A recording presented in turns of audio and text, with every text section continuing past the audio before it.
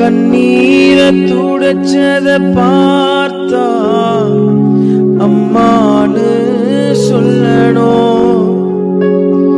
என் விண்ணப்பத்தை கேட்பத பார்த்தா அப்பான்னு சொல்லணும். என்ன ஆற்றுவதும் தேற்றுவதும் பார்த்தா அம்மான்னு சொல்லணும். இரக்கத்தை உருக்கத்தை பார்த்தா அப்பான்னு சொல்லணும். அப்பான்னு கூப்பிடவா